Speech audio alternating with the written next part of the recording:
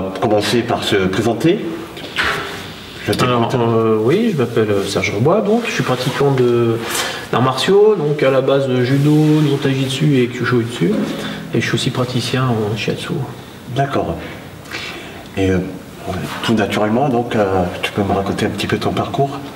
Donc j'ai commencé par le judo. Ouais. Voilà, donc le cursus normal, hein, j'ai fait de la compétition, Ouais. jusqu'à ce que j'ai plus trop accroché au sport, on va dire. Ouais. Et là, je me suis tourné vers le jiu-jitsu. Et ensuite, c'est en sortant de l'armée que j'ai découvert le Nihon Taijitsu, qui était, à mon sens, plus traditionnel et plus orienté de ce que j'avais envie de faire. Ouais.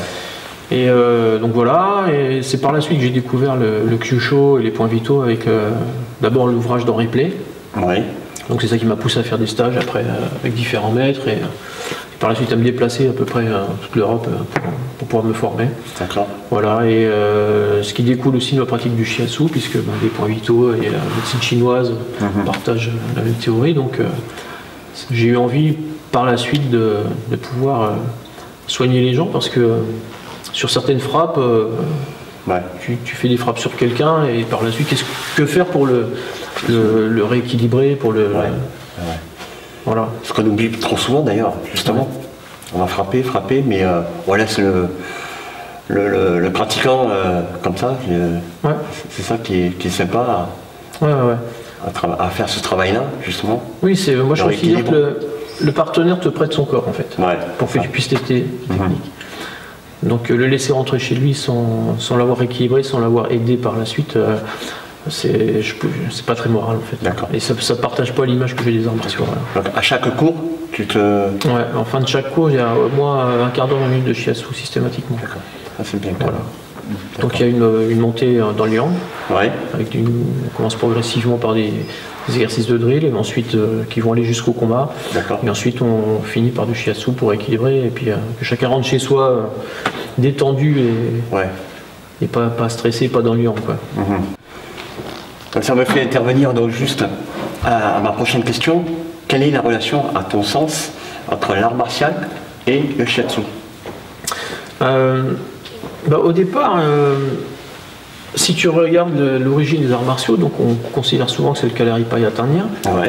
Déjà à l'époque, il y avait toute une partie martiale avec les techniques martiales, il y avait les techniques de massage, les techniques de soins.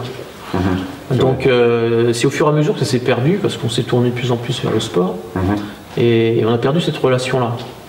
Et comme on l'a dit tout à l'heure, le problème maintenant, c'est que on pratique les arts martiaux, on pratique des techniques, on fait de la compétition, puis après, qu'est-ce qui se passe? On a des douleurs qui s'installent, on a des choses qui se détériorent, et après, soit on arrête, soit on se tourne vers des techniques, des pratiques plus light. Alors que si on introduit le shiatsu, ça va nous permettre de continuer à pratiquer l'art qu'on a envie, mais de plus longtemps et pouvoir se réguler et faire disparaître certaines douleurs et faire en sorte que ces douleurs qui apparaîtront certainement avec l'âge apparaissent, mais beaucoup plus tard que normalement. Si vraiment, on n'avait pas... d'accord. Donc forcément, c'est un complément. C'est un complément, je trouve que c'est important. Ça change aussi le rapport qu'on a à l'autre. On n'est plus tout le temps dans le conflit et tout le temps dans l'opposition. Parce que les arts martiaux, c'est quand même des techniques d'opposition à la base. Et le fait de faire du shiatsu par la suite, ça change complètement le rapport. Parce que l'autre est obligé de faire confiance, puisqu'il va se laisser toucher.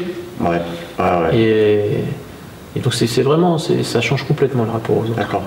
Ça permet d'accepter beaucoup plus les autres et d'être dans l'empathie beaucoup plus que dans le conflit. On pourrait aussi bien le faire en amont, justement, d'une préparation de cours, justement. Tu peux le faire, si tu veux faire monter du yang, pour un combat, tu peux le faire par le biais du shiatsu en utilisant certains points. Et après, par contre, après le combat, il faudra refaire descendre ce yang par le biais du shiatsu aussi. Donc tu as toute une préparation en amont que tu peux faire et après en aval, une fois que c'est fait. Toujours pareil, la voie du milieu, ni trop peu, et on équilibre. Tout le temps l'équilibre, il faut chercher l'équilibre, sans arrêt. Donc si on fait beaucoup de yang, on équilibre avec du yin, c'est comme ça. C'est les vases communicants en fait, tout à fait. Voilà. Écoute, merci. Merci à toi.